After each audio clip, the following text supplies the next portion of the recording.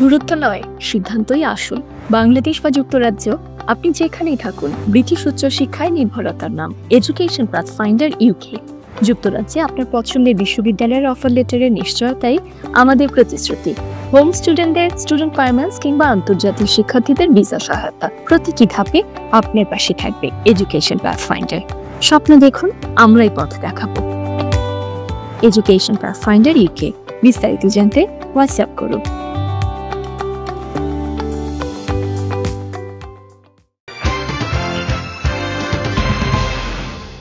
সুপ্রিয় দর্শক, আপনাদের সকলকে স্বাগত জানাচ্ছি পিপলস কোয়েশ্চেন অনুষ্ঠানে। আপনারা দেখছেন রাজনীতি এবং সমসাময়িক বিষয় নিয়ে পলিটিক্যাল নিউজের নিয়মিত আয়োজন পিপলস কোয়েশ্চেন অনুষ্ঠানে আমাদের আজকের একান্ত সাক্ষাৎকারের অতিথি হয়ে আমন্ত্রিত হয়ে এসেছেন বাংলাদেশ আওয়ামী লীগের সাধারণ সম্পাদক এবং সাবেক সড়ক ও সেতু মন্ত্রী জনাব ওবায়দুল কাদের।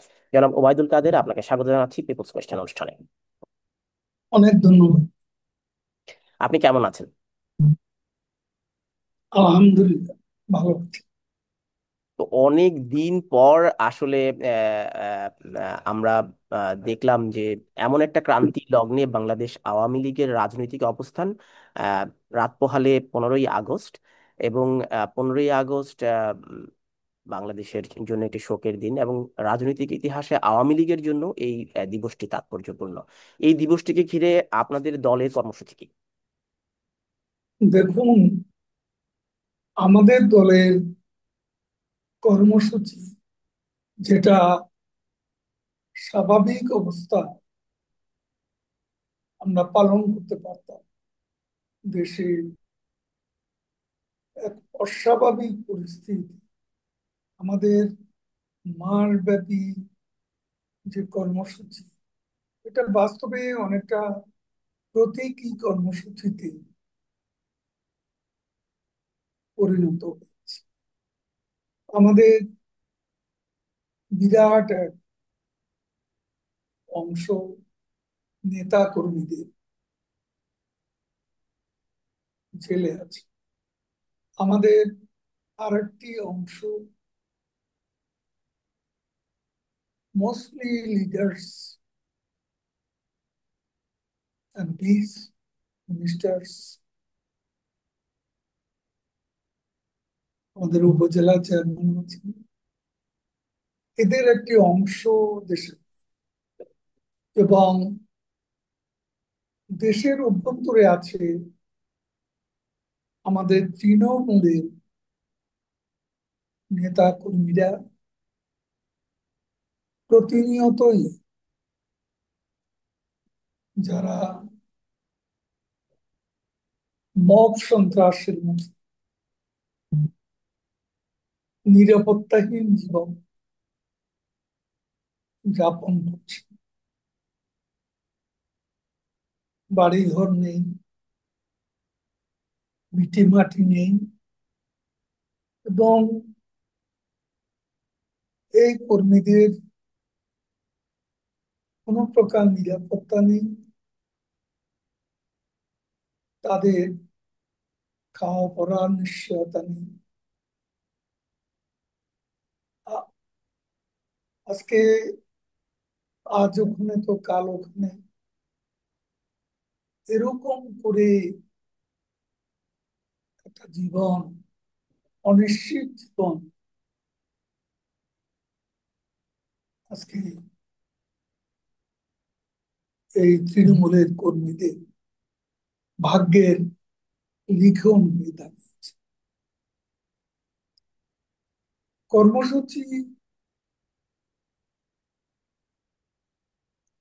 তারা পালনের চেষ্টা করবে, এবং যতটুকু সম্ভব বঙ্গবন্ধুর নৃশংস হত্যাকাণ্ডের সপরিবারে যে জাতীয় শোক দিবস, এই শোক দিবসের কর্মসূচি যতটা সম্ভব আমরা ততটা পালন করব। ঢাকায়, টুঙ্গিপাড়ায়, সারা বাংলাদেশে সকল জেলা উপজেলা এই কর্মসূচি আমাদের রয়েছে। শোভাযাত্রা করবে, শোক শোভাযাত্রা, কালো ব্যাজ ধারণ করবে, মানববন্ধন করবে, কোথাও মিছিল করবে, শোক শোভাযাত্রা করবে এবং জনাব কোথাও কোথাও জনাব ওবায়দুল কাদের, আপনাদের দল থেকে একটি ছাত্রলীগের স্টেটমেন্ট আমরা একটি পেয়েছি, এবং একই সাথে সজীব ওয়াজেদ জয়, আপনাদের দলীয় সভানেত্রীর অর্থাৎ বঙ্গবন্ধুর নাতি সজীব ওয়াজেদ জয় একটি স্টেটমেন্ট দিয়েছেন, 32 নম্বরে যাওয়ার জন্য বলেছেন। এদিকে আজকে আমরা দেখলাম যে বিএনপি অবস্থান কর্মসূচি নিয়েছে।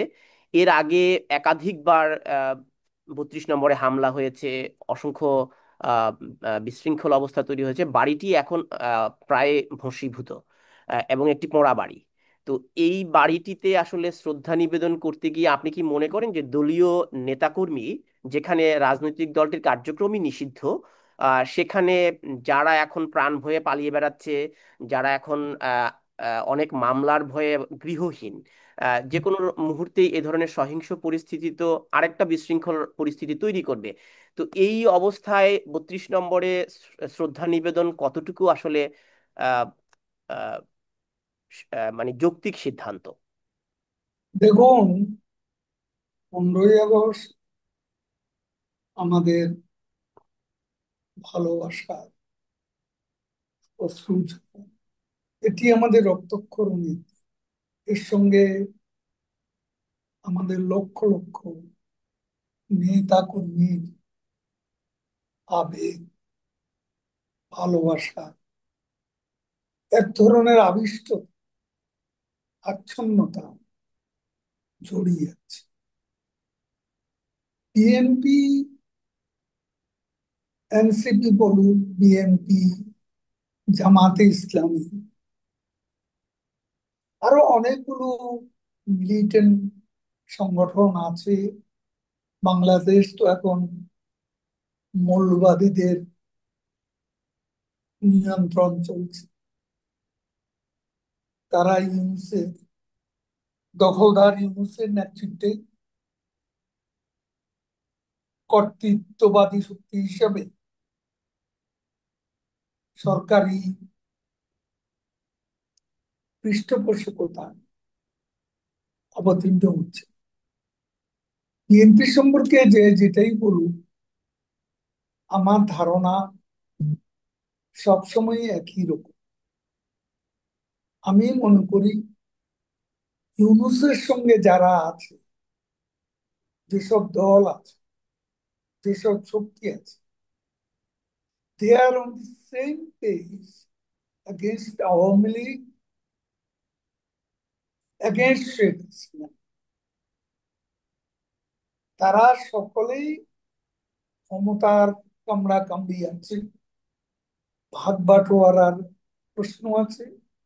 তারপরে এক জায়গায় তারা ঐক্যবদ্ধ, সেটা হলো শেখ হাসিনাকে ঠেকাতে হবে, আওয়ামী লীগকে ঠেকাতে হবে এবং ভারতের বিরুদ্ধে জোট বাঁধতে হবে। এই ব্যাপারে দে আর অল এট ওয়ান ভার্চুয়ালি। এখন তো নির্বাচনের একটি তারিখ ঘোষণা একটি সময় নির্ধারণ করা দেওয়া হয়েছে, ফেব্রুয়ারির মাঝামাঝি সময় নির্বাচন হবে। তো নির্বাচন হলে স্বাভাবিক প্রক্রিয়ায় জনগণের ম্যান্ডেট নিয়ে একটি সরকার গঠিত হবে। এক্ষেত্রে আওয়ামী লীগের অবস্থান কি হবে? আওয়ামী লীগ তো নির্বাচনে অংশগ্রহণ করতে পারবে না, আহ, এবং রাজনৈতিক দলগুলো ঐক্যমতের ভিত্তিতেই আওয়ামী লীগকে অংশগ্রহণ করবার না করবার ব্যাপারে ঐক্যমত পোষণ করছে। এই ঐকমত্য পোষণ করার কারণ অস্পষ্ট, পরিষ্কার কারণ। কারণ বাংলাদেশে এখন জনমতের যে অবস্থা, বাংলাদেশের নির্যাতিত নিপীড়িত মানুষ আজ তাদের মুখের ভাষা পরিবর্তিত হয়ে গেছে। তারা আজ শেখ হাসিনাকে আবার ক্ষমতার মঞ্চে দেখতে চায়। তারা আবার শাসন ক্ষমতা শেখ হাসিনাকে ফিরে পেতে চায়। সাম্প্রতিক এক জরিপে দেখা গেছে দেশের 52% পিপল, ভোটার্স, আওয়ামী লীগকে সমর্থন করে, শেখ হাসিনাকে সমর্থন করে। 22% দেখা গেল জামাতে ইসলামী, 14% বিএনপি, সদ্য গঠিত এনসিপি 3 to 4%। ধরে নিচ্ছি আপনার কথা মতো এই জরিপটি ধরে নিচ্ছি এই জরিপটি সঠিক। হ্যাঁ, আবার আমরা যদি নাগরিক কমিটির মাহমুদুল হক মান্না সাহেবও একটা ভিডিওতে বলেছেন যে 30-35% ভোট আওয়ামী লীগের রয়েছে। যত শতাংশই থাকুক, আওয়ামী লীগের একটা জনসমর্থন রয়েছে, কিন্তু এখন সংখ্যাগরিষ্ঠ জনগণ যদি চায় আবারও আহ, আপনার দলের সভানেত্রীকে বাংলাদেশের প্রধানমন্ত্রী হিসেবে, তো সে প্রক্রিয়াটি কি হবে? আপনারা তো অনেকেই এখন দেশের বাইরে, আপনার দলীয় সভানেত্রী এখন ভারতে, তো আপনাদের ফিরে আসার প্রক্রিয়াটি কি হবে? নির্বাচন না অন্য এখন কোনো? দেখো, আমরা তো নির্বাচনের দল। 70 সালেও লিগ্যাল ফ্রেমওয়ার্কের বঙ্গবন্ধু নির্বাচনে অংশ নেওয়া সিদ্ধান্ত নিয়েছে ইতিহাসের বিচার। সেই সিদ্ধান্তই যে সঠিক ছিল 70-এর নির্বাচন, সেটা প্রমাণ হয়ে গেছে। কারণ ওই নির্বাচনে জনগণের যে ম্যান্ডেট, এই ম্যান্ডেটই বলে দিয়েছে স্বাধীনতার ঘোষণা করা বৈধ অধিকার কার কাছে আছে। এবং সেখানেই নির্বাচনের মধ্য দিয়ে স্বাধীনতার ঘোষক হিসেবে বঙ্গবন্ধু। জনাব জনাব ওবায়দুল, আমি জানতে চাচ্ছিলাম, এখন আওয়ামী লীগের যে জনসমর্থন রয়েছে, আবারও যদি আপনারা সরকার গঠন করতে হয় তাহলে তো একটা নির্বাচনের মধ্যে দিয়ে যেতে হবে। এখন সকল রাজনৈতিক দলগুলো বলছে আওয়ামী লীগকে আর আপনি নির্বাচন। আমাকে কথা তো বলতে দিবেন। জি, নিশ্চয়ই নিশ্চয়ই। আমি বলছি 70-এর নির্বাচন, আমরা নির্বাচনের দল।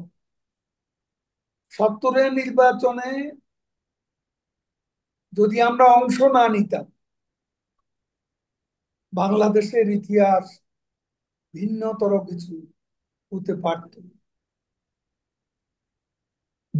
কার অধিকার ছিল স্বাধীনতা ঘোষণা? জনগণের ম্যান্ডেট যার কাছে ছিল তিনি হলেন বঙ্গবন্ধু। আমি বলছি আমরা নির্বাচনের দল, আমরা নির্বাচনে যেতে চাই। আমরা জনগণের দল, আমরা মানুষকে নিয়ে রাজনীতি করি, মানুষের জন্য রাজনীতি করি। কাছে মানুষের ম্যান্ডেট পেতে হলে নির্বাচনে অংশ নিতে হবে। কিন্তু আপনি যা আমাদের কার্যকলাপ ইউনূস সরকার বন্ধ করে দিয়েছে, আমাদের ছাত্রলীগকে নিষিদ্ধ করে দিয়েছে। আসলে ইউনূস এবং তার মিত্রদের অভিন্ন উদ্দেশ্য হচ্ছে আওয়ামী লীগ যাতে পরবর্তী নির্বাচনে অংশ না নিতে পারে, সে ব্যাপারে ক্ষেত্র প্রস্তুত করা। যে কারণে প্রহসনমূলক বিচার অনুষ্ঠিত হচ্ছে। আজকে স্পেশাল ট্রাইব্যুনাল নামে সেই অনেকেই বলছে যে তথাকথিত জি, আমি আদালতে। আমি আপনাকে একটু বিনয়ের সাথে থামাচ্ছি। অনেকেই বলছে আপনার দলটি যদি নির্বাচনে অংশগ্রহণ করতে না পারে, স্বতন্ত্রভাবে যাদের বিরুদ্ধে অভিযোগ নেই, যাদের বিরুদ্ধে মামলা নেই, যারা এই মুহূর্তে দেশে রয়েছেন, আপনাদের সবাই তো আর দেশ ছেড়ে চলে যাননি, কেউ কেউ আছেন, তো তাদেরকে কি স্বতন্ত্রভাবে আওয়ামী লীগ নির্বাচনের জন্য প্রস্তুত করছে, জি, নাকি ডক্টর ইউনূসের অধীনে নির্বাচনে অংশ নিতে চায়?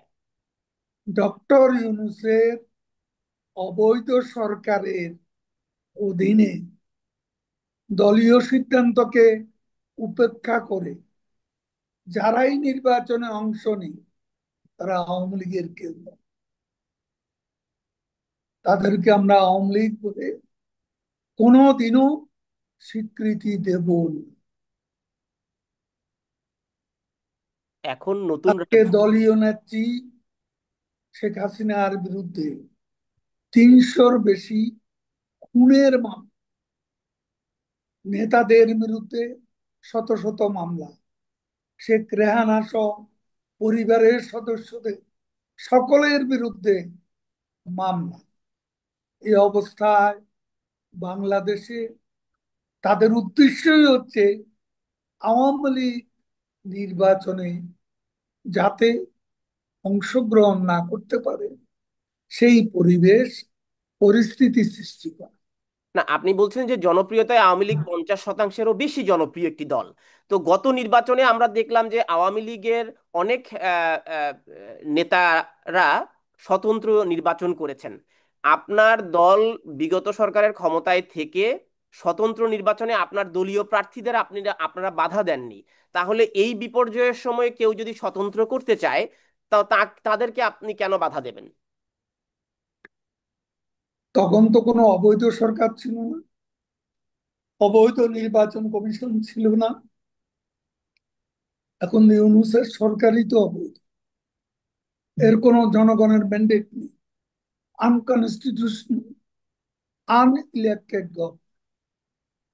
এই গভর্নমেন্টের অধীনে নির্বাচন ফ্রি, ফেয়ার এবং ইনক্লুসিভ যে নির্বাচন, জাতিসংঘ, ইউরোপীয় ইউনিয়ন, সারা দুনিয়ার গণতান্ত্রিক দেশগুলো বলছে আওয়ামী লীগ না থাকলে সেটা কি ইনক্লুসিভ ইলেকশন হবে?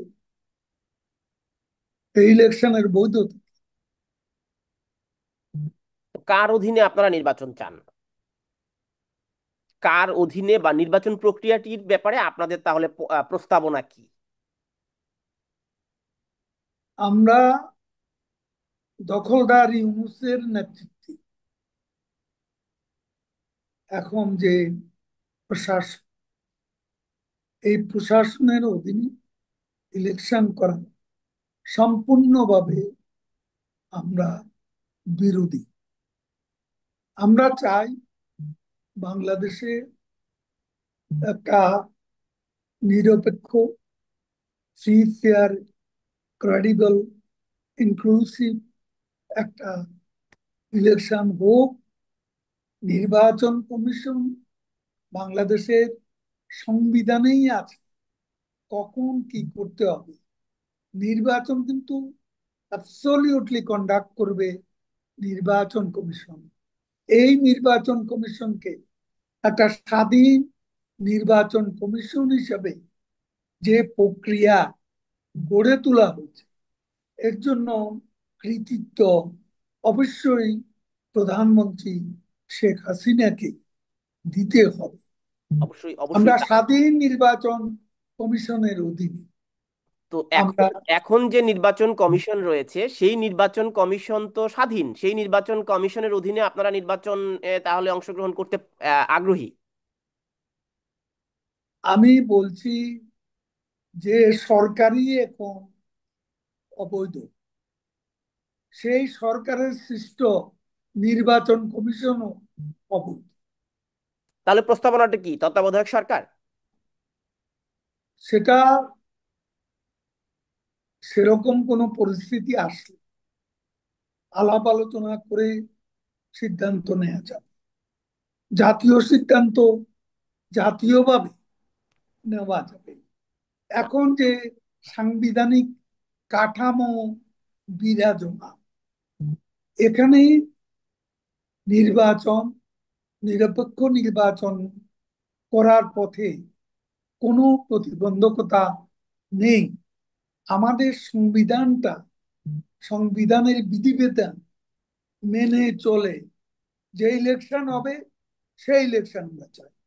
তো সেই দাবি তো বিগত 16 বছর ধরে বিএনপি এবং অন্যান্য রাজনৈতিক দল করছিল, যে আপনারা একটা নিরপেক্ষ তত্ত্বাবধায়ক সরকারের অধীনে নির্বাচন দিলে হয়তো 5ই আগস্টের ঘটনাটি আর ঘটতো না। তো আপনারা তো সেই দাবিটি তখন মেনে নেননি, এখন কেন দুই হাজার আপনারা আট আবার? সালে দেখুন, 2008 সালের যে নির্বাচন, যেখানে তারা মাত্র 29+1 30টি আসন পেয়েছিল বিএনপি, এরপর তারা নির্বাচনের ব্যাপারে আগ্রহ অনেকটা হারিয়ে ফেলেছে। আপনি দেখুন 2018 সালে মির্জা ফখরুল 2 সিটে দাঁড়িয়ে বগুড়া থেকে নির্বাচিত, তার দলের আরো 6-7 জন নির্বাচিত হয়েছে, তাদেরকে সংসদে পাঠালেন। অথচ দলের মহাসচিব তিনি নির্বাচিত হয়েও সংসদে গেলেন। এটা কোন ধরনের বিচার? এখন কি দেবে জবাব দিয়ে? এখন মির্জা ফখরুল সাহেবের সাথে আপনার খুবই মিষ্টি মধুর সম্পর্ক, আপনারা নানা রকম রাজনৈতিক আলাপ করেন। এখন আপনি বলেছেন যে আপনার কোনো পরিস্থিতি তৈরি হলে আপনি ফখরুল সাহেবের বাড়িতে গিয়ে উঠবেন, এখন যোগাযোগ আছে কিনা? শোনেন, এগুলো হলো পলিটিক্যাল টিউমার। জনগণ খুশি হয়ে হাততালি দেবে, তখন জনমতের প্রতিফলন। একটু রস কস দিয়ে কথাবার্তা বললে আমাদের দেশের পাবলিক খুশি হয়। একেবারে আপনি শুকনো গলায় কঠিন কঠিন কথা বলবেন, চেঁচিয়ে চেঁচিয়ে, সেটা মানুষ শুনতে চায়। আমি ফখরুল সাহেবকে নিয়ে বলি বা তিনি আমাকে নিয়ে বলেন, ওগুলো হচ্ছে পলিটিক্যাল হিউমার। যেমন আমি বলছি খেলা হবে, খেলা হবে, পাবলিক এটা খুব ভালোভাবে নিয়েছিল এবং জমেছিল সব মিটিং। এটা তো কোনো, এটা তো পলিটিক্যাল হিউমার। আমাদের প্রতিবেশী পশ্চিমবঙ্গের নির্বাচনেও মমতা ব্যানার্জি, পরে আবার ভারতের প্রধানমন্ত্রী শ্রী নরেন্দ্র মোদী, তারা কিন্তু খেলা হবে এই স্লোগানটাকে খুবই জনপ্রিয় করেছিলেন বিধানসভা নির্বাচন। এ নিয়ে কোনো কৌতুক করার তো বিষয় নেই। তাহলে আসন্ন এটা নির্বাচনে, রাজনৈতিক। যে 12 ফেব্রুয়ারিতে যে নির্বাচনের ঘোষণা দেওয়া হয়েছে, তো সেই নির্বাচনেও কি তাহলে আপনার ডায়লগ থাকবে, খেলা হবে? সেই ইলেকশন হবে কিনা এ ব্যাপারে আমার গুরুতর সন্দেহ রয়েছে। কারণ এখানে বিএনপির সঙ্গে লন্ডনে যে সমঝোতা হল, সেই সমঝোতার আলোকে নির্বাচনের একটা নির্ঘণ্ট ঘোষণা করা হয়েছে, অ্যাপ্রক্সিমেট একটা টাইম, কোনো নির্দিষ্ট তারিখ এখনো ঘোষিত হয়নি।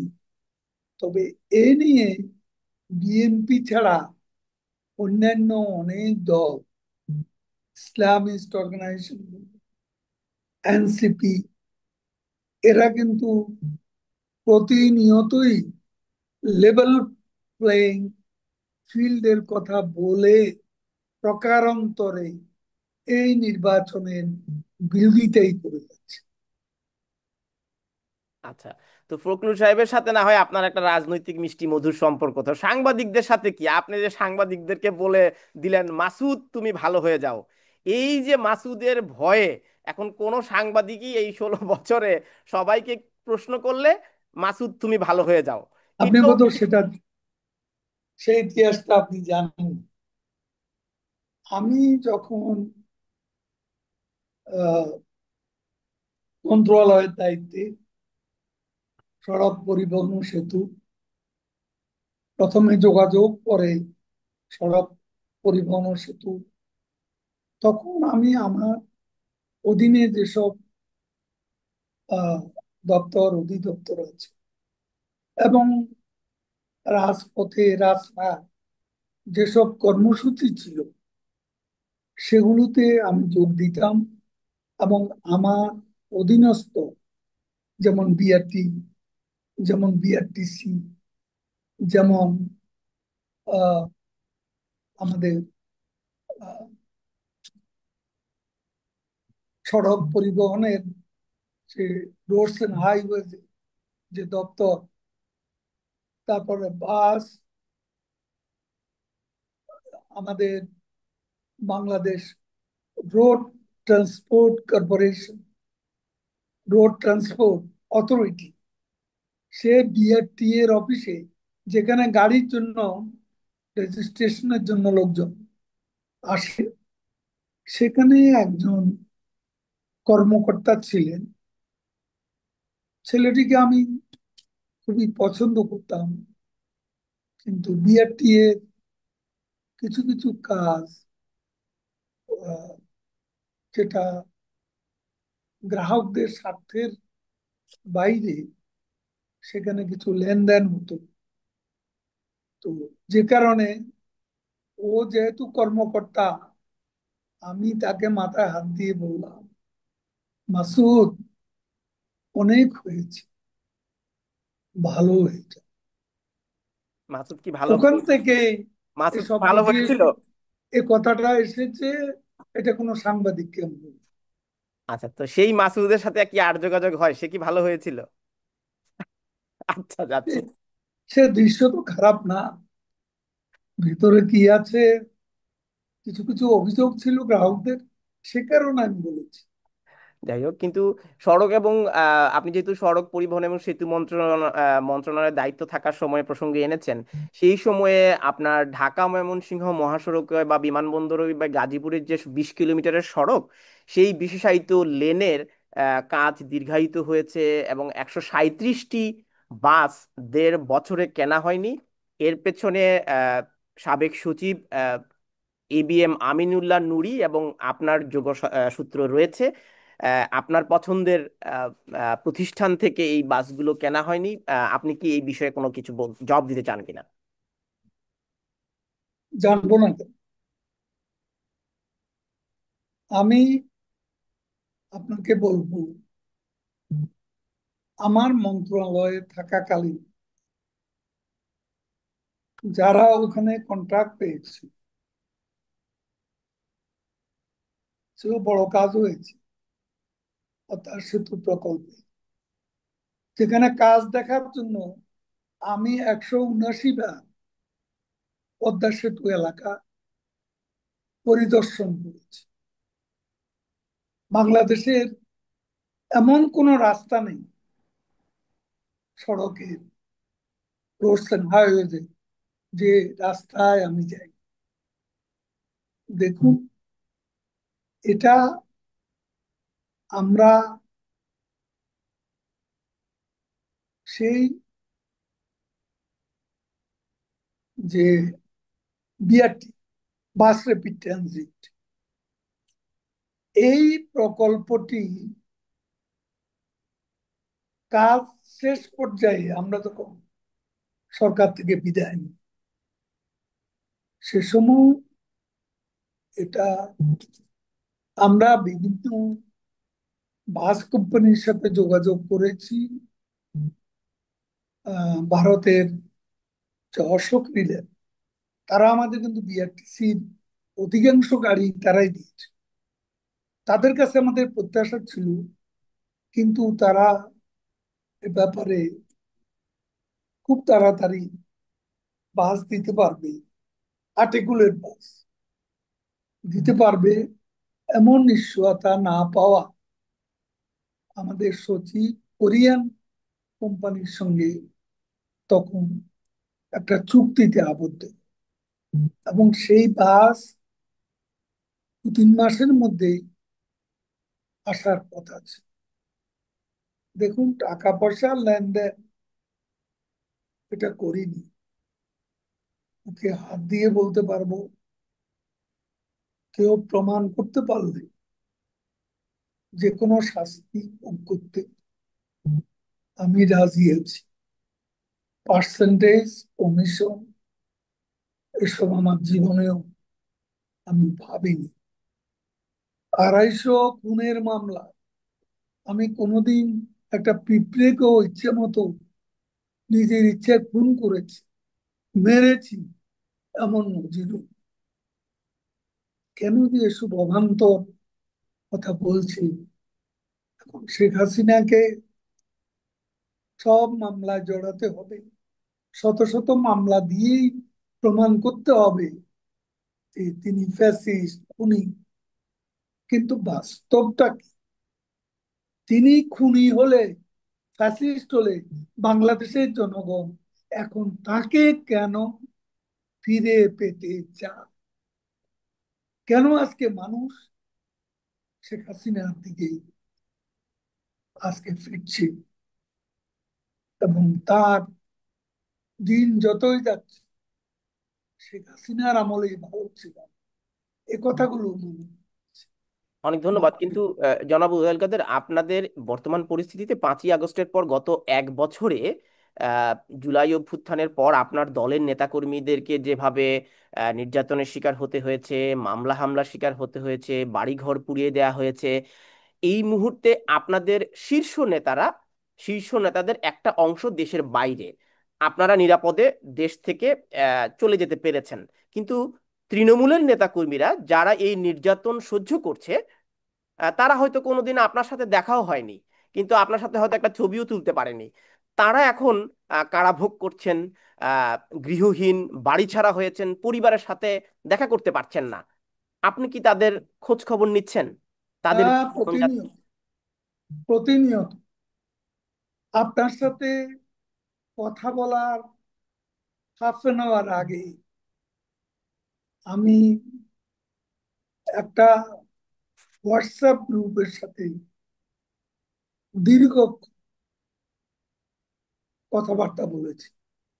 প্রতিদিনই 2 থেকে 3টি প্ল্যাটফর্মে আমি কথা বলি। আমাদের নেতৃত্ব তার সব কয়টি জেলা, সাংগঠনিক জেলা এবং বিদেশেও অনেক প্ল্যাটফর্মে তিনি যুক্ত হয়েছেন এবং আমাদের অন্যান্য নেতারাও যুক্ত হচ্ছে। শুধু আমি একা নই, অন্যান্য নেতারাও প্ল্যাটফর্মে যুক্ত হচ্ছেন এবং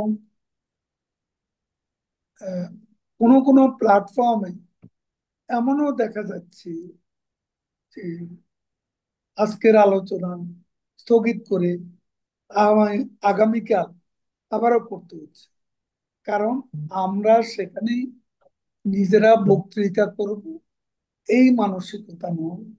আমাদের মানসিকতা ছিল আমরা তৃণমূলের কর্মীদের মনের কথা শুনি, তাদের কথা শুনে আমরা বাস্তবে কিছু কিছু সিদ্ধান্তের ব্যাপার আছে এবং সেটা আমরা আমাদের নেত্রীকে আপনার অবহিত। দলের দলের কারণে, রাজনৈতিক দলের আদর্শ ধারণ করার কারণে যারা জেলে গেছেন, তাদের রাজনৈতিক এই মামলাগুলো পরিচালনা করবার জন্য দল থেকে কি তাদের আর্থিক সহায়তা দেওয়া হচ্ছে? খুব লার্জ স্কেলে দেওয়া হচ্ছে এমনটা আমি বলবো না, তবে এই নেতা কর্মীদের মামলা, তাদের আর্থিক অসচ্ছলতা, এইসব ব্যাপারে দলের সভানেত্রী নিজেই উদ্যোগ নিয়ে বিভিন্নভাবে সহযোগিতা দিচ্ছেন এবং যেসব কর্মী কারো চোখ নেই, কারো হাত নেই, কারো পা নেই, কেউ একেবারেই পঙ্গু, এইসব পরিবার এবং এইসব ভুক্তভোগীদের ভিকটিমসদেরও দল থেকে সাহায্য করা হচ্ছে। আচ্ছা, তো জুলাই আন্দোলনে যে যারা হত্যাকাণ্ডের শিকার হলেন এবং যারা আহত হলেন, নিহত হলেন, সেই পরিবারদের সাথে গত 1 বছরে আপনারা যোগাযোগ করেছেন কিনা? সেটাও আমাদের নেত্রীর একটা সেল আছে, তার মাধ্যমে তিনি সেই যোগাযোগও অব্যাহত রেখেছেন। এটাই আমি জানি। তো কিভাবে আপনার দলের কার্যক্রম চলছে? আপনি বলছিলেন যে আমাদের এই শোতে আসার আগে 8 ঘন্টা আগে আপনি হোয়াটসঅ্যাপে কথা বলছিলেন। তো আমরা জেনেছি যে কলকাতায় বা ভারতে আওয়ামী লীগ একটি কার্যালয় খুলেছে, বিবিসির প্রতিবেদন থেকে আমরা এটি জেনেছি। এখন কি আপনাদের কার্যক্রম কি ভারত থেকে চলছে, টেলিগ্রামে চলছে, হোয়াটসঅ্যাপে চলছে, ফেসবুক চ্যানেলে চলছে, নাকি এ টিমের মাধ্যমে যে পেজটি আছে সেখানে স্টেজ? যেভাবে চলুক, কোনো কার্যালয় স্থাপন করে বা ভাড়া নিয়ে আমরা কাজ করছি, এ অভিযোগ একেবারে অসত্য। বিভিন্ন প্ল্যাটফর্মে আমরা কথা বলছি, যে যেখানে আছে কথা বলছি, কিন্তু আমরা কার্যালয় স্থাপন করি, এটা তো 71 নয়। এখানে দলীয় কর্মকাণ্ড পরিচালিত করবো আর একটা দেশ, এর তো কোনো সুযোগও নেই, বাস্তবতাও নেই। কেন আমরা এটা করব? আমরা যে জায়গাটিতে আসলে আপনার মতামত জানতে চেয়েছিলাম যে তৃণমূলের নেতাকর্মীদের এখন যোগাযোগের বা আপনাদের কার্যক্রম পরিচালনা করার জন্য আপনারা কোনো কার্যালয় খোলেননি ভারতে। না, অ্যাবসলিউটলি আচ্ছা। না। তো 5ই আগস্টের এই সরকার পরিবর্তনের পর পৃথিবীতে যত অভ্যুত্থান হয়েছে, যত গণতান্ত্রিক সরকারের পতন হয়েছে, তারপর তাদের নেতৃত্বের একটা পরিবর্তন আসে। তো আপনার দলের এই আহ, দায় তাহলে কে নেবে? 5ই আগস্টের আওয়ামী লীগের এই 16 বছরের শাসনের পতনের পর এই দায়টি কার? সাধারণ সম্পাদক হিসেবে আপনার, না আপনার দলের সভানেত্রীর, নাকি আপনার সামগ্রিক? আপনারা কি দল থেকে কোনো মূল্যায়ন করেছিলেন কিনা? আর করলে দেখুন, আমাদের দলে একটা নিয়ম আছে, একটা শৃঙ্খলা আছে। আমাদের দল 3 বছর পর পর আমাদের কাউন্সিল অনুষ্ঠিত, দলীয় কাউন্সিল। আমি তৃতীয়বারের জেনারেল সেক্রেটারি। আমার টার্ম শেষ হবে আগামী ডিসেম্বর, এবং ডিসেম্বরে যখন আমার টার্ম শেষ হবে, তখন যদি দলের স্বার্থে দলীয় কর্মকাণ্ড পরিচালনা নয়া নেতৃত্বের তাগিদ অনুভূত হয়, এ ব্যাপারে আমাদের সভাপতি, দেশরত্ন জননেত্রী শেখ হাসিনা, তিনি সিদ্ধান্ত নেবেন। পরিবর্তন করবেন অথবা দলীয় কাউন্সিল পর্যন্ত অপেক্ষা করবেন, এটা তারই সিদ্ধান্ত। কিন্তু আপনার ব্যক্তিগত মূল্যায়ন কি? আপনার কি কোনো ভুল আমার সিদ্ধান্ত? মূল্যায়ন একটা, আমি এই দলের স্বাধীনতা পরবর্তীকালে 3বারের সাধারণ সম্পাদক। আমি 1996 থেকে 2001 এই সময়কাল সহ 18 থেকে 19 বছর মন্ত্রী, সরকারের মন্ত্রী। আমি মনে করি আমার নেত্রী বঙ্গবন্ধু কন্যা, তিনি আমাকে অনেক দিয়েছেন। আমার ঋণের কোনো শেষ নেই। আমি নতুন করে দলের কাছে কোনো কিছু চাওয়ার ইচ্ছে আমার নেই। এখন আমি যতটুকু পারি দলের সেবা, নেত্রী যে দায়িত্ব দেবেন সে দায়িত্ব পালনের পালনে সচেষ্ট থাকবে। আমার নতুন করে কোনো অভিলাষ। আপনার অভিলাষ নেই, কিন্তু আপনার দায়িত্বকালীন সময়ে দলের এই যে পতন হলো,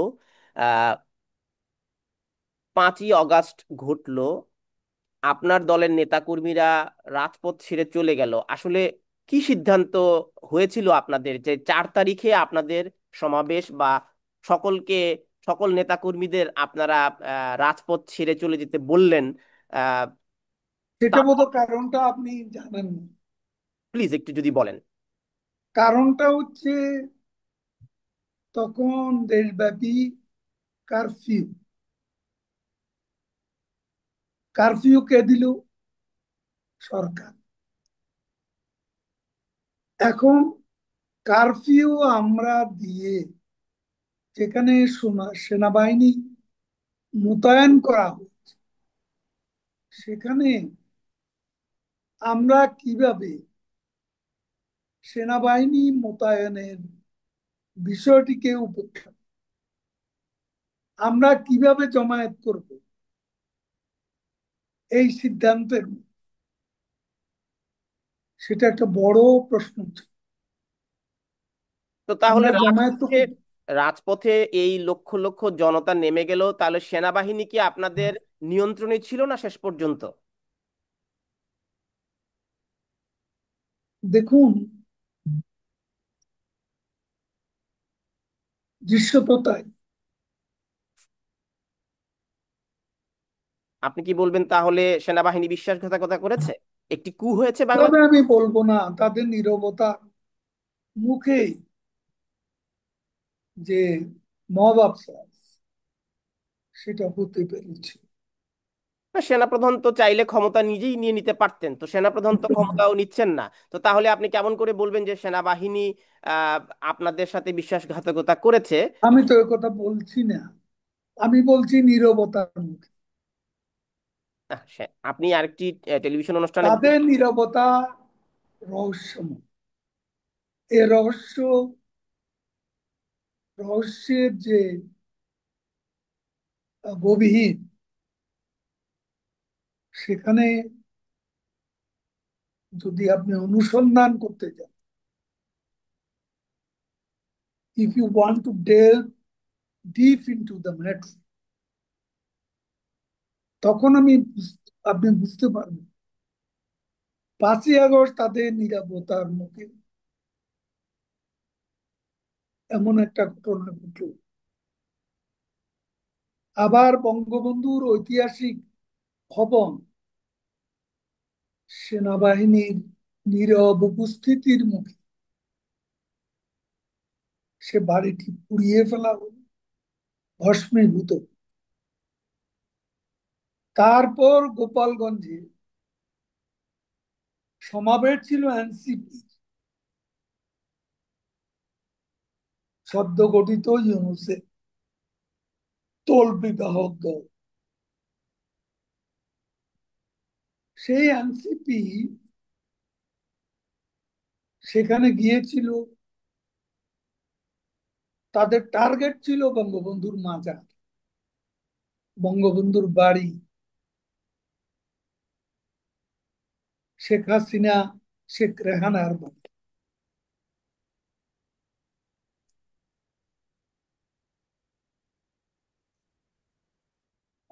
কিন্তু সেনাবাহিনী, আমরা দেখলাম জি, সেদিন এনসিপি কে গোপালগঞ্জে সমাবেশ করতে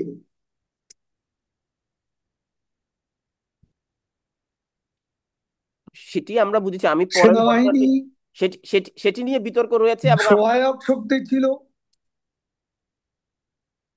তারা গুলিবর্ষণ করেছে, তারা এনসিপি নেতাদের তাদের বহরে আশ্রয় দিয়েছিল, পলায়নে সহযোগিতা করেছিল। এখানে সেনাবাহিনীর নিরপেক্ষতা কোথায়, সেটাই আমাদের প্রশ্ন। কিন্তু সেনাবাহিনী সেই সময় যদি ভূমিকা না রাখতো, এখানে আরো শুনছি না। সেনাবাহিনী যদি সেই সময়ে ভূমিকা পালন না করতো 5ই আগস্টে, তাহলে তো আরো হত্যাকাণ্ড হতো। আপনি যদি আমাদেরকে একটু বলেন যে আপনার দলের নেতাকর্মীদের এখন বর্তমান নির্দেশনা কি, এই বিষয়টি অনেকে জানতে চেয়েছেন। কিরকম কিভাবে দল পরিচালনা হচ্ছে, তারা নির্দেশনা কোথায় পাচ্ছে, এবং এবং অনেকে। নির্দেশনা? আমাদের সভাপতি, তার নেতৃত্বেই আমরা সংগঠিত করছি। দেশের বাইরে, দেশের ভেতরে, সর্বত্র আমাদের সভাপতি দেশরত্ন শেখ হাসিনাই আমাদের নির্দেশ দিচ্ছেন, নির্দেশ প্রদান করছেন। আচ্ছা, এখন আমরা আরেকটি বিষয়ে আপনার কাছে জানতে চাইবো যে আপনি দলের সাধারণ সম্পাদক পদ থেকে সরে যেতে চাইছেন, যদি সেটি কাউন্সিল মনোনয়ন করে, সেটি ডিসেম্বরে হবে। কিন্তু এই মুহূর্তে আরেকটি আওয়ামী লীগ গঠনের আহ, প্রক্রিয়ার কথা শোনা যাচ্ছে বাংলাদেশে। যেমন সোহেল তাজ এবং তাজউদ্দিনের পরিবারকে ঘিরে নতুন আরেকটি আওয়ামী লীগ তৈরির একটি আলাপ উঠেছে বাংলাদেশে। এই বিষয়টিকে আপনি কিভাবে দেখেন? এটা হাস্যকর। আওয়ামী লীগের ইতিহাসে এরকম দলছুটদের নিয়ে দল করা অনেক চক্রান্ত হয়েছে। পাকিস্তান আমলে হয়েছে এবং বাংলাদেশেও হয়েছে। এই দেশে আহ জিয়াউর রহমান, জেনারেল জিয়াউর রহমান এবং বেগম খালেদা জিয়া, এদের সকলেরই আমলে আওয়ামী লীগকে ভেঙে নতুন আওয়ামী লীগ গঠনের তৎপরতা ছিল, কিন্তু এইসব তৎপরতা কোনোদিনও সফল হয়নি। এইসব প্রক্রিয়ার সঙ্গে আওয়ামী লীগের তৃণমূল, এমনকি ত্যাগী নেতা কর্মীরা সংযুক্ত হয়নি। এখন আরো একটি বিষয়, আমরা অনুষ্ঠান প্রায় শেষ করব, আমাদের অনুষ্ঠান প্রায় শেষের দিকে, কিন্তু আহ, আহ, যে মামলাগুলো চলছে এই মামলাগুলো শেষ না করে আহ, জাতীয় নির্বাচনের কথা বলছে এনসিপি, এবং আপনার দলের শীর্ষ নেতৃবৃন্দ থেকে শুরু করে আপনি সহ যাদের বিরুদ্ধে মামলা রয়েছে সেই মামলাগুলো শেষ না করে এনসিপি বলছে নির্বাচন হবে না। এই বিষয়টিকে আপনি কিভাবে দেখেন? এনসিপির বিষয়টা এনসিপি কে বলতে দিন। এনসিপির বক্তব্য, এর সঙ্গে আমাদের কোনো আহ, সংশ্লিষ্টতা নেই, থাকার প্রশ্ন। ওটা তাদের নিজস্ব ভাগাভাগি, ক্ষমতার ভাগাভাগি, পদের ভাগাভাগি, এইসব নিয়ে, এটা তাদের নিজস্ব এজেন্ডা, এটা আমাদের এজেন্ডা নয়। জনাব ওবায়দুল কাদের, আপনার আহ, বর্তমান অবস্থান, যদিও এটি আপনার আপনার ব্যক্তিগত এবং প্রাইভেট কোয়েশ্চেন, আপনার বর্তমান অবস্থান কোথায়, আহ, এবং কিভাবে আপনি সেখানে গেছেন, এই বিষয়টি যদি আপনি একটু, অনেকে জানতে চেয়েছে আপনি কোথায় আছেন এখন, আপনি চাইলে উত্তর দিতে পারেন। আমি দেশের বাইরে আছি, কোথায় আছি এটা আমি বলবো। আচ্ছা, আপনার দলের অসংখ্য নেতাকর্মীরা একটি চেইন অফ কমান্ডের পতন ঘটেছে বলে দাবি করছেন, এবং অনেকেই সামাজিক যোগাযোগ মাধ্যমে নেতৃত্বের পরিবর্তন চান। আহ, এবং আপনার দলটির মধ্যে বিভাজন দেখা দিয়েছে। আহ, যারা তৃণমূলে আছেন তারা, আপনারা যারা দায়িত্বে ছিলেন দীর্ঘ সময়, তাদের বিরুদ্ধে অভিযোগ করছেন, তাদেরকে দায়িত্ব থেকে সরে যেতে হবে এমন দাবিও তুলছেন। তো আপনি কি মনে করছেন আওয়ামী লীগের মধ্যে এই বিভাজনটি অনেক বেশি স্পষ্ট হয়েছে গত 1 বছরে, এবং একে অন্যের বিরুদ্ধে বিষোদ্গার করছে, এটিও অনেক বেশি আহ, দলটির নতুন করে ভাঙন তৈরি করছে? আপনি এটাকে কিভাবে দেখেন?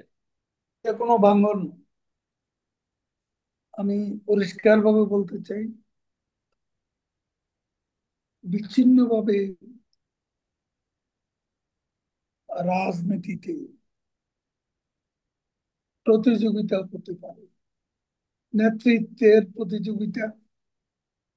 তবে প্রতিযোগিতাটা অসুস্থ হলে সমস্যা, প্রতিযোগিতা সুস্থ হলে সেটা গণতন্ত্রের স্বাস্থ্যের জন্য সেটা শুভ। আমাদের দলের সবচেয়ে বিউটি হচ্ছে এখানে বিভিন্ন জনের বিভিন্ন রকমের আকাঙ্ক্ষা থাকতে পারে, কিন্তু আমরা সকলে বঙ্গবন্ধু কন্যা শেখ হাসিনার নেতৃত্বে বঙ্গবন্ধুর আদর্শে আমরা ঐক্যবদ্ধ। আচ্ছা, যারা বঙ্গবন্ধুর আদর্শে ঐক্যবদ্ধ নন এবং আরেকটি নির্বাচন, আরেকটি দল গঠন করতে চাচ্ছেন, যেমন সোহেল তাজের কথাগুলো এসছে, তো এখন সোহেল তাজ এবং তাজউদ্দিন আহমেদের পরিবারের সদস্যরা কি এখনো আওয়ামী লীগের সদস্যপদ রয়েছে? তাদের এই কর্মকাণ্ডের কারণে কি তাদেরকে দল থেকে বহিষ্কার করা হচ্ছে কিনা বা কোনো ব্যবস্থা নেওয়া হচ্ছে কিনা? এসব সিদ্ধান্ত এখন নেয়ার মতো বাস্তব অবস্থা নেই। তবে আমরা সবকিছু ক্লোজলি মনিটর করছি, আমরা দেখছি কারা কি করছে।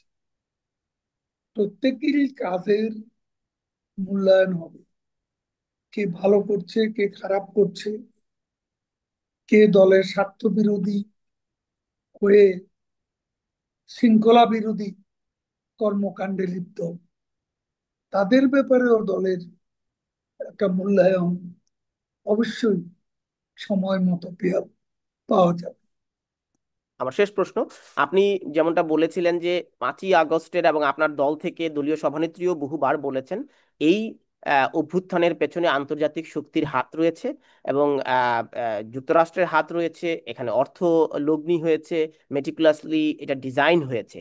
তো এখন এখনো আপনারা কি মনে করেন কিনা নির্বাচনে আন্তর্জাতিক শক্তির, আপনার দলটি অংশগ্রহণ করতে হলে তো আন্তর্জাতিক কমিউনিটির সমর্থন প্রয়োজন, তো আন্তর্জাতিক কমিউনিটির এই সমর্থন কি তাহলে আপনারা চান? আবার একইভাবে আন্তর্জাতিক কমিউনিটির সমর্থনে একটি গণতান্ত্রিক প্রক্রিয়া হলে সেখানেও আন্তর্জাতিক কমিউনিটির বিরুদ্ধে অভিযোগ আসে, তাহলে প্রক্রিয়াটি কি হবে? আমরা অ্যাজ এ হোল আন্তর্জাতিক কমিউনিটির আমরা বিরুদ্ধে। এখন আমরা বাংলাদেশে যেটা ঘটেছে অগাস্টের 5 তারিখে, তার পেছনে ওয়াশিংটনে বাইডেন প্রশাসনের একটা ডিপ স্টেট এজেন্ডা ছিল, যার লক্ষ্য ছিল রেজিম চেঞ্জ এবং পাকিস্তান তার পরাজয়ের প্রতিশোধ নিতে 71, 75 চক্রান্ত করেছে। অবশেষে 2024 সালে এসে পাকিস্তানিদের ষড়যন্ত্র সব কিছু, টেরোরিস্ট আছে, ছাত্র সমাজকে মিসলিড করা হচ্ছে, ভুল তথ্য দিয়ে তাদেরকে একটা আপনি যদি একটু পেছনে গিয়ে বসেন, আপনার মাথাটা কেটে যাচ্ছে জনাব ওবায়দুল কাদের, আপনি যদি, ঠিক আছে, এখন ঠিক আছে। ডিলিউশনাল যে অবস্থা সৃষ্টি হয়েছে, সেটার জন্য আমরা তো, পাকিস্তান আছে এবং তখন ওয়াশিংটনে বাইডেন প্রশাসন, তারাও এসেছিল। তো এখন আপনি কি মনে করেন তাহলে জুলাই অভ্যুত্থানের পেছনে সেনাবাহিনী এবং প্রফেসর ডক্টর ইউনূস, এনসিপির শীর্ষ নেতারা বা বৈষম্য বিরোধী ছাত্র নেতাদের পেছনে যুক্তরাষ্ট্রের হাত ছিল? অবশ্যই ঢাকার ওয়াশিংটনের যে দূতাবাস, সেই দূতাবাস থেকেই এই ছাত্র নেতাদের গাইড করা হয়েছিল। তারপরে শেখ হাসিনা প্রশাসনের বিরুদ্ধে এদেরকে বিভিন্নভাবে সহযোগিতা করা হয়েছিল, এমনকি ফান্ডিং করার অভিযোগও আসছে। ইউএসএইড এর মাধ্যমে উপদেষ্টাদের কারো কারো হাতে আন্দোলনের নামে ফান্ডিং হয়েছিল। এগুলো এখন আস্তে আস্তে সবই বেরোচ্ছে, কোনো কিছু গোপন থাকবে না। তো আপনারা 16 বছর ক্ষমতায় ছিলেন, কেন আপনাদের মেকানিজম কোনোটাই কাজ করলো না একটি বাইরের দেশ এসে দেশের সমস্ত অ্যাডমিনিস্ট্রেশন, ছাত্র জনতা, সুশীল সমাজ, তারপরে এনজিও, বিশ্ববিদ্যালয়, সকল কিছুর আহ, কে ডিজাইন করবার সুযোগ পেল? তাহলে আপনারা আপনার গোয়েন্দা বাহিনী তাহলে কি কাজ করেছে? আপনার সোর্স, আপনার রাজনৈতিক আহ, আহ, দলের নেতাকর্মীরা কি করেছে? তাদের কাছে কি কোনো তথ্য ছিল না এগুলো যে হচ্ছে?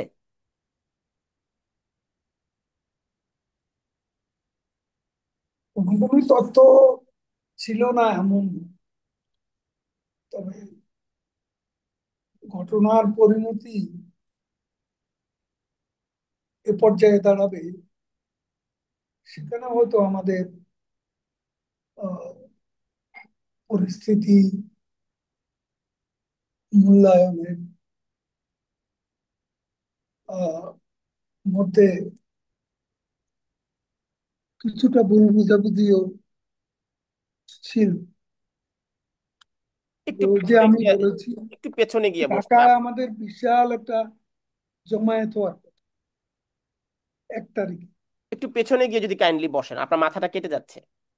সেই জমায়েতটি আমরা সেনা মোতায়েনের কারণে আমরা বন্ধ করে দিতে বাধ্য হয়েছি।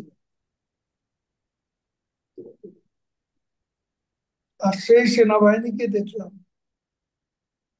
একেবারে নিস্তব্ধ নীরব হয়ে দাঁড়িয়েছে, কোথাও কোথাও তাদের স্বাগত জানিয়েছে চলমান মিছিলে, এমনটিও আমরা দেখেছি।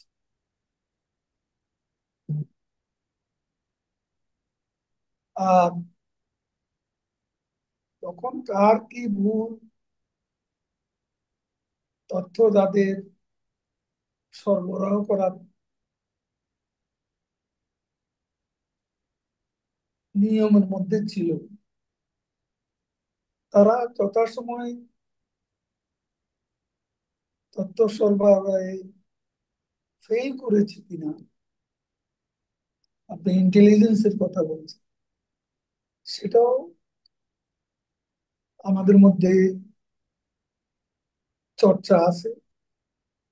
তবে চূড়ান্ত মূল্যায়ন আমরা যখন বাংলাদেশে ফিরে যাব, ইনশাল্লাহ আমরা ফিরব। তখন তো অনেক যখন দেরি হয়ে যাবে, নির্বাচন হবে একটি সামনে, সেটিতে আরো 2 বছর, কমপক্ষে কিসের 4। নির্বাচন? নির্বাচন হবে আপনি কি করে বলতে পারেন? নির্বাচন হবে না। আপনি কিভাবে ঠেকাবেন মানে আপনার আপনার দলীয় নেত্রী ভারত থেকে কিভাবে থেকে নির্বাচন? যাবে, ঠেকাতে হবে না, থেকে যাবে। বুঝতে পেরেছেন? Thank you. তাহলে আপনি ইঙ্গিত দিলেন খেলা হবে আসলে।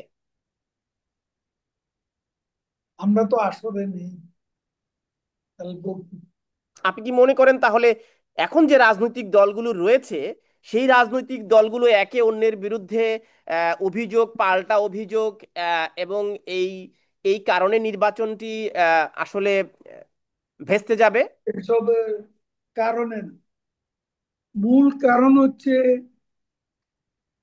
এ অবৈধ দখলদার, এ রহস্য পুরুষ,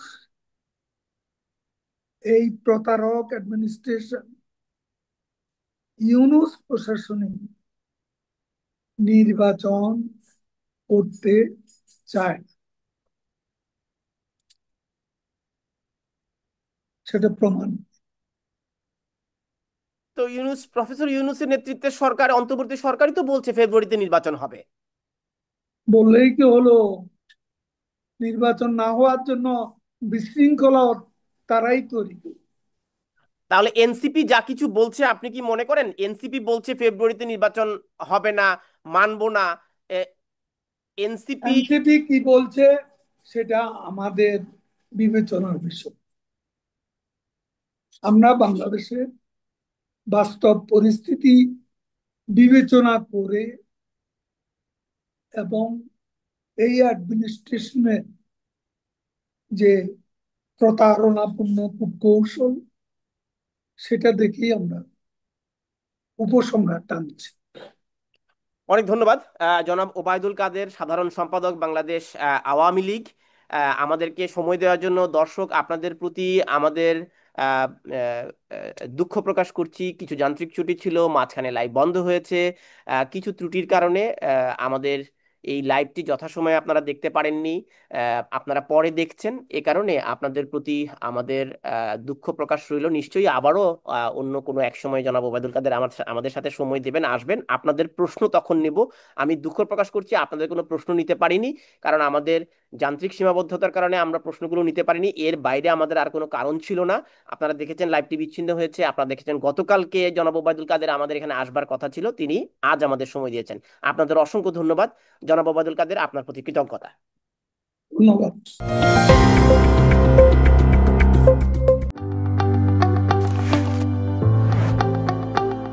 দূরত্ব নয়, সিদ্ধান্তই আসল। বাংলাদেশ বা যুক্তরাজ্য, আপনি যেখানেই থাকুন, ব্রিটিশ উচ্চ শিক্ষায় নির্ভরতার নাম এডুকেশন পাথফাইন্ডার ইউকে। যুক্তরাজ্যে আপনার পছন্দের বিশ্ববিদ্যালয়ের অফার লেটারের নিশ্চয়তাই আমাদের প্রতিশ্রুতি। হোম স্টুডেন্টদের স্টুডেন্ট পারমিট কিংবা আন্তর্জাতিক শিক্ষার্থীদের ভিসা সহায়তা, প্রতিটি ধাপে আপনার পাশে থাকবে এডুকেশন পাথফাইন্ডার। স্বপ্ন দেখুন, আমরাই পথ দেখাবো। Education pathfinder UK. বিস্তারিত জানতে হোয়াটসঅ্যাপ করুন।